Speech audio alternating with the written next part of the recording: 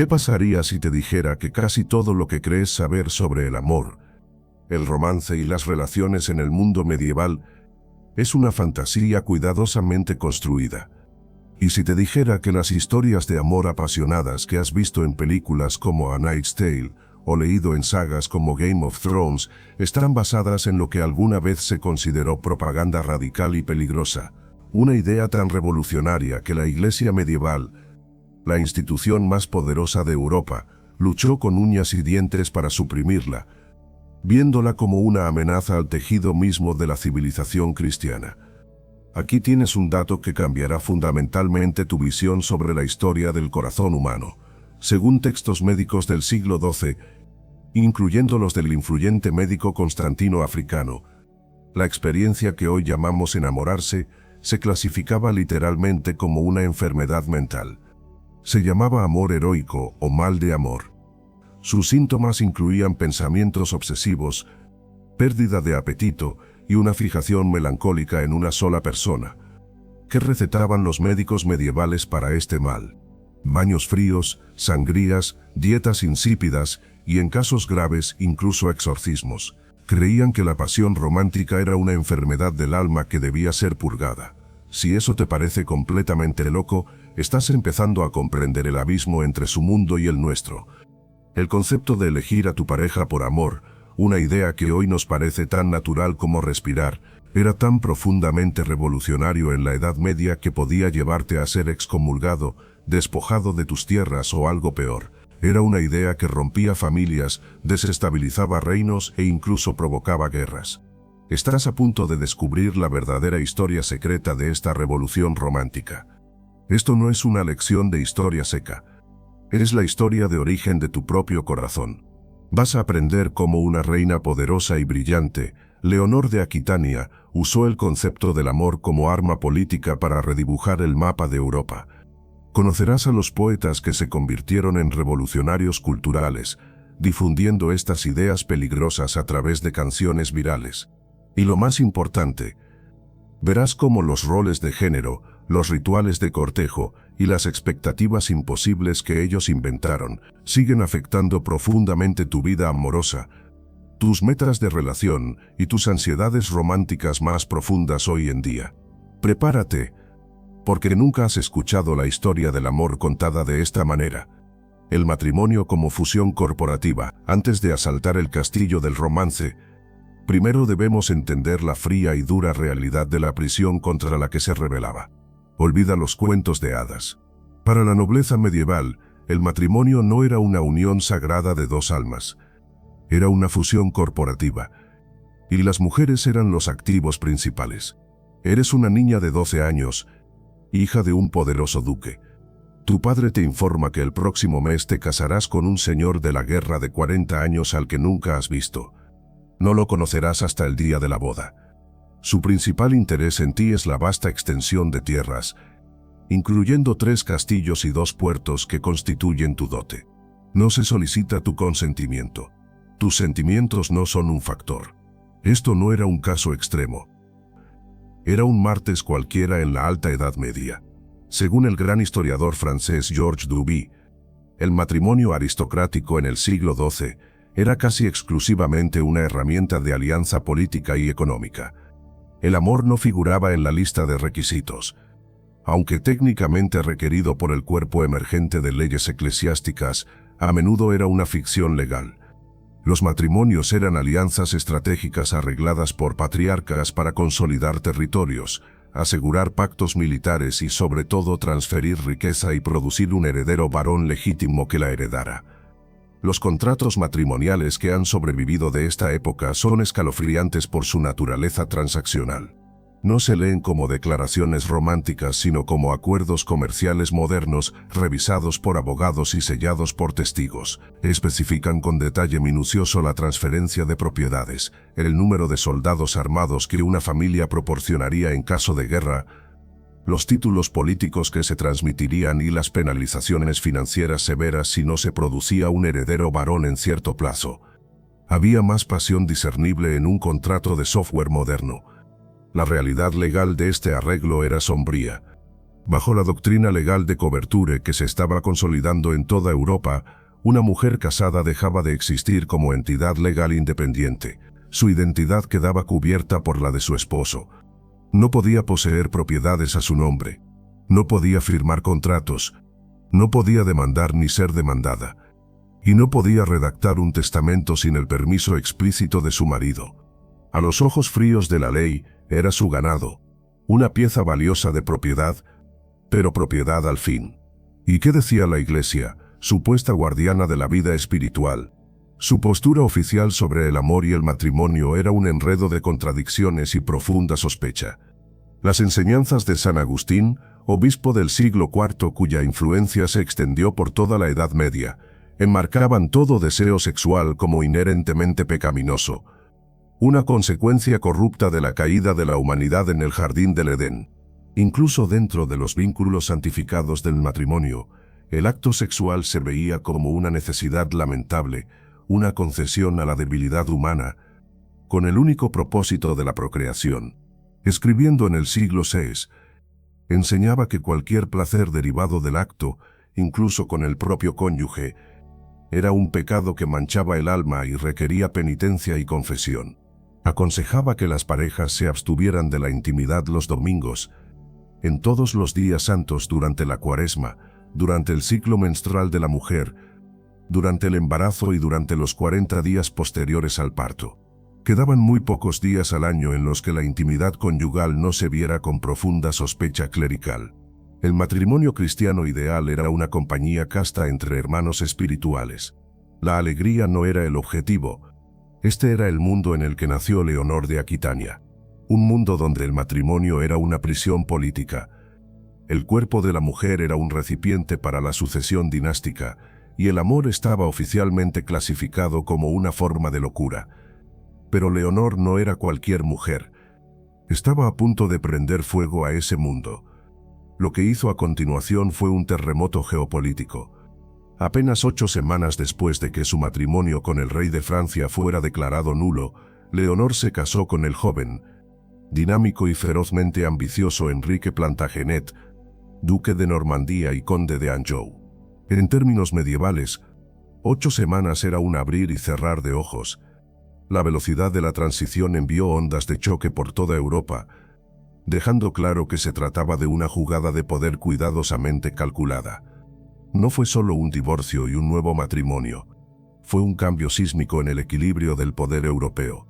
Al casarse con Enrique, Leonor transfirió todo el ducado de Aquitania de la esfera de influencia francesa al creciente imperio de su nuevo esposo. 2 años después, cuando Enrique ascendió al trono inglés como Enrique II, nació el Imperio Angevino, un territorio masivo que se extendía desde las fronteras de Escocia hasta los Pirineos en el sur de Francia. La decisión romántica y política de Leonor creó un imperio inglés sobre suelo francés, sentando las bases para los siguientes 300 años de conflicto sangriento entre ambas naciones, especialmente la Guerra de los 100 años.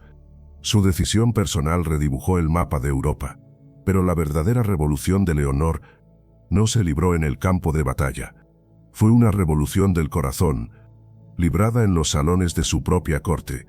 Tras establecer su corte en Poitiers, separada de la de Enrique en Inglaterra, cultivó un entorno que se convirtió en el epicentro de una idea nueva y peligrosa: el amor cortés. Su corte se convirtió en un laboratorio para inventar una nueva forma de vivir y amar, un brillante centro de pensamiento para las artes románticas que exportaría sus ideas por todo el continente. Los revolucionarios del romance, trovadores y el arte del amor cortés, la corte de Leonor en Poitiers se convirtió en un imán deslumbrante para los artistas, poetas y pensadores más innovadores de la época. Los trovadores, poetas líricos y músicos del sur de Francia fueron elevados de intérpretes regionales a superestrellas internacionales. La palabra trovador proviene del verbo occitano trobar, que significa encontrar o inventar. Y eso fue exactamente lo que hicieron. Inventaron una forma completamente nueva de pensar y cantar sobre el amor. El primero y posiblemente más influyente de estos personajes fue nada menos que el abuelo de Leonor, Guillermo IX de Aquitania, un hombre cuyos poemas lujuriosos y sorprendentemente seculares celebraban el placer romántico y la agencia femenina. Pero fue en la corte de Leonor donde esta tradición se refinó en un sofisticado movimiento cultural. No eran solo artistas, eran revolucionarios culturales que crearon un nuevo código de conducta romántica. Lo llamaron fin amor o amor refinado. Este amor no se basaba en el deber ni en la obligación dinástica, sino en la admiración voluntaria, la devoción espiritual y la elección personal. Tenía varias características clave que lo hacían profundamente subversivo. Casi siempre era extramatrimonial, a menudo secreto, una deliciosa conspiración entre el amante y su amada, y frecuentemente basado en el ideal de lo inalcanzable. El anhelo y el servicio eran más importantes que la consumación. En el mundo del amor cortés, un caballero juraba lealtad no solo a su señor feudal, sino a una dama noble, a menudo la esposa de su señor. Realizaba grandes hazañas en su honor. Llevaba sus colores en los torneos y componía poesía exaltando sus virtudes. El propósito de este amor era elevar su carácter y convertirlo en un hombre más valiente y virtuoso. Esto era un desafío directo y profundo a la visión del mundo de la Iglesia. Los trovadores proponían esencialmente un camino secular hacia la salvación, sugiriendo que el amor romántico terrenal podía ser una fuerza de mejora moral y espiritual. Era una nueva religión, con la dama amada ocupando el lugar de la Virgen María, y el amante sufriente el del devoto adorador. Esta nueva cultura se volvió tan influyente que la propia hija de Leonor, María de Champaña, encargó a un clérigo llamado Andreas Capellanus que escribiera una guía definitiva. Su libro, De Amore, el arte del amor cortés, escrito alrededor de 1184, se convirtió en el primer manual de citas del mundo. Era un tratado sistemático, casi legalista, sobre este nuevo código romántico. Establecía reglas específicas que suenan sorprendentemente modernas por su agudeza psicológica. De Cornuti, el matrimonio no es excusa para no amar. Quien no es celoso no puede amar. El amor fácil tiene poco valor. La dificultad de obtenerlo lo convierte en un premio. Con reglas como estas, Capellanus estaba codificando un sistema donde el amor más deseable era el más difícil, lleno de obstáculos y siempre fuera de alcance. En un sentido muy real y tangible, estaba inventando el marco psicológico de la zona de amigos y presentando el estado de anhelo y frustración como un ideal noble y enriquecedor. Estas ideas no se limitaron a los libros, se representaban. Los poemas de los trovadores se musicalizaban y se cantaban en cortes por toda Europa, convirtiéndose en una forma poderosa y seductora de propaganda multimedia para esta nueva ideología romántica. La prisión perfecta, cómo el amor cortés redefinió el género.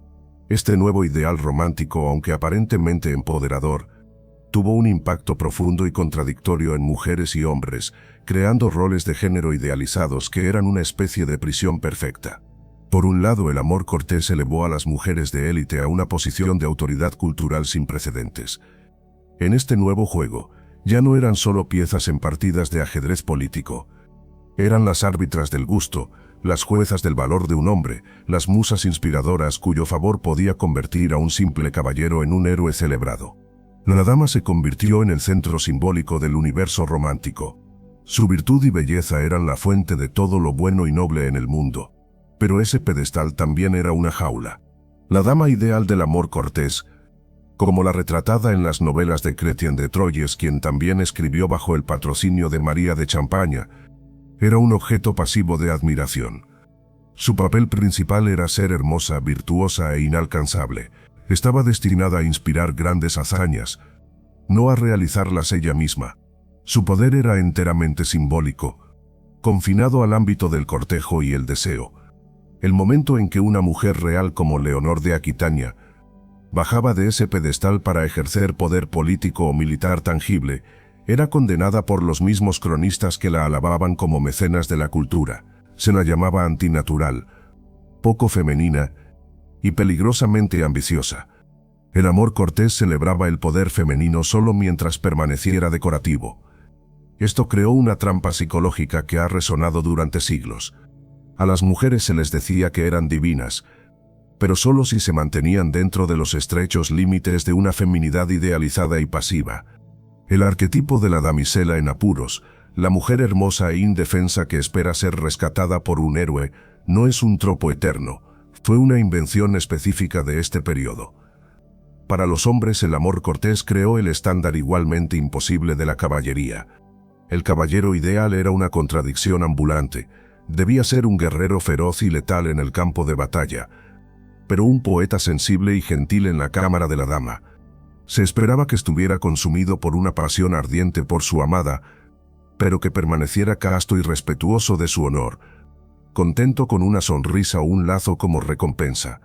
Debía ser completamente sumiso a los caprichos de su dama, mientras mantenía su autoridad masculina en todos los demás aspectos de la vida. Estos ideales, la dama perfecta y pasiva y el caballero sensible y heroico, se incrustaron tan profundamente en el ADN de la cultura occidental que evolucionaron en estereotipos de género con los que aún lidiamos hoy. La expectativa de que los hombres deben ser proveedores fuertes y protectores, pero también emocionalmente expresivos, y que las mujeres deben ser exitosas e independientes, pero graciosamente femeninas y receptivas al romance, son descendientes directos de estas contradicciones medievales. Todo el marco creó una división psicológica fundamental entre el amor verdadero idealizado y apasionado y la realidad práctica del matrimonio cotidiano. Una división que sigue causando inmensa confusión y decepción en las relaciones modernas. La Iglesia vio esta revolución romántica exactamente por lo que era, un ataque directo y peligroso a su autoridad y a toda su visión del mundo. Los principios fundamentales del movimiento eran un catálogo de pecados, celebraba el amor adúltero, fomentaba una forma de idolatría al colocar a una mujer humana en el lugar de Dios y proponía un camino secular hacia la realización espiritual que evitaba por completo a la Iglesia. El estamento clerical lanzó una guerra cultural a gran escala para aplastar esta herejía romántica. El Papa Inocencio III y numerosos concilios eclesiásticos emitieron decretos condenando las canciones lascivas de los trovadores y los relatos inmorales de los escritores de romances. Prohibieron a los clérigos asistir a representaciones de poesía amorosa secular y amenazaron a los mecenas con sanciones espirituales. A principios del siglo XIII, esta guerra cultural se convirtió en una guerra literal. La Cruzada Albigense, una brutal campaña militar de 20 años, fue lanzada por el Papa y la corona francesa contra los herejes cátaros del sur de Francia. Aunque el objetivo principal era la religión cátara, no es coincidencia que la cruzada también destruyera sistemáticamente la cultura cortesana independiente de la región que había dado origen a los trovadores. Se arrasaron castillos, se quemaron bibliotecas, y la lengua occitana con su tradición poética fue llevada al borde de la extinción. Las autoridades eclesiásticas también recurrieron a la censura. Presionaron a universidades como la de París para prohibir la enseñanza de obras escandalosas y populares como el Romance de la Rosa. Y utilizaron su arma espiritual más poderosa, la excomunión. Ser excomulgado en la Europa medieval era sufrir una especie de muerte social y espiritual. Varios trovadores prominentes fueron amenazados con este destino por corromper la moral cristiana. En un brillante golpe de contrapropaganda, la Iglesia incluso cooptó la propia literatura del movimiento. La sección final del De Amore de Andreas Capellanus, que durante 2 libros había detallado amorosamente las reglas del juego romántico, es una renuncia repentina y chocante a todo lo anterior. Andreas lanza una diatriba misógina y feroz contra las mujeres y condena el amor romántico como un camino pecaminoso que destruye el alma y conduce a la condenación. El libro fue un caballo de Troya diseñado para atraer a los lectores con el encanto del romance, solo para golpearlos con un martillo de condena ortodoxa. Pero la campaña de la Iglesia fue en última instancia un fracaso parcial. Cuanto más luchaban contra estas ideas, más emocionantes y rebeldes parecían. Al intentar censurar la literatura, solo aumentaron su mística. Y lo más importante, llegaron demasiado tarde. Las semillas de la revolución romántica ya se habían esparcido por Europa y habían echado raíces en el terreno fértil del deseo humano. La idea de que los sentimientos personales importaban había sido liberada, y no podía volver a encerrarse.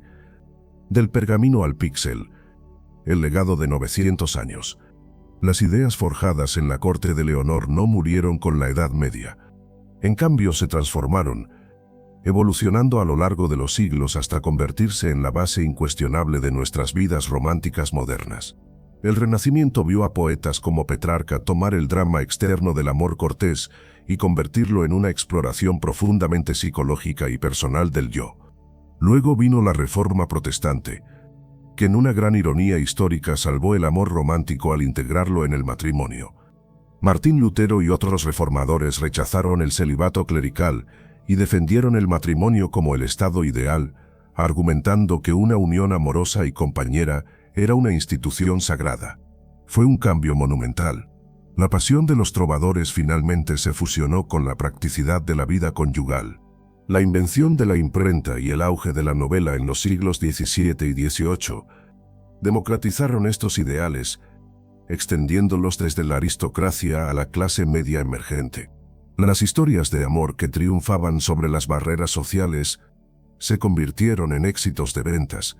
Para el siglo XIX, los poetas románticos elevaron este concepto a su punto más alto, argumentando que el amor apasionado y transformador era la experiencia más importante y significativa que un ser humano podía tener. Un objetivo más importante que la riqueza, el estatus o incluso la vida misma. Esto nos lleva al presente. Los fantasmas medievales del amor cortés rondan nuestro mundo digital. Tu perfil en una aplicación de citas es un escudo moderno, una exhibición curada de tus virtudes y estatus diseñada para atraer a un pretendiente digno. Deslizar a la izquierda o a la derecha es el equivalente del siglo XXI a que una dama conceda o niegue su favor en un torneo. La búsqueda vertiginosa de una chispa instantánea o química es descendiente directa de la creencia trovadoresca en un amor instantáneo, abrumador y divinamente predestinado. El chico bueno moderno que se queja de estar en la zona de amigos está, sin saberlo, repitiendo los lamentos de un caballero medieval que realiza servicios interminables para una dama que no le concede su recompensa final. Cada vez que una película termina con un gran gesto romántico público, cada vez que sentimos la presión de tener una relación perfecta digna de Instagram, cada vez que creemos que la persona adecuada nos completará y resolverá todos nuestros problemas, estamos viviendo un guión escrito hace 9 siglos por nobles franceses que jugaban un sofisticado juego del corazón, reescribiendo las reglas del amor. ¿Cuál es la lección final de este increíble viaje? Nuestras creencias más profundas sobre el amor no son naturales, eternas ni inevitables. Son una herencia cultural, una invención, un conjunto de reglas de un juego diseñado para un mundo que ya no existe. Las personas de la Edad Media no eran tan diferentes de nosotros. Anhelaban conexión, pasión y un sentido de significado personal en sus relaciones. La Revolución Romántica tuvo éxito porque les dio un lenguaje y un marco para validar esos deseos frente a un sistema que les decía que sus sentimientos no importaban. Leonor de Aquitania y los trovadores demostraron que la cultura no es fija. Puede ser desafiada, cambiada y reinventada mediante una combinación de ambición política y expresión artística. Nosotros tenemos la oportunidad de hacerlo. Comprender esta historia no se trata de rechazar el amor, se trata de liberación. Nos libera de la tiranía de las expectativas heredadas. Nos permite mirar nuestros propios guiones románticos y preguntarnos qué partes de este legado de 900 años aún nos sirven. Los estándares de género imposibles, la romantización del sufrimiento, la división entre pasión y compañerismo, estamos finalmente listos para dejarlos atrás. La historia del romance medieval no ha terminado. Se sigue escribiendo en cada relación que formamos, en cada elección que hacemos. Al entender de dónde vienen nuestras ideas, ganamos el poder de decidir hacia dónde irán. Leonor de Aquitania inició una revolución cuando eligió su propio corazón por encima del deber. Esa revolución ahora está en nuestras manos.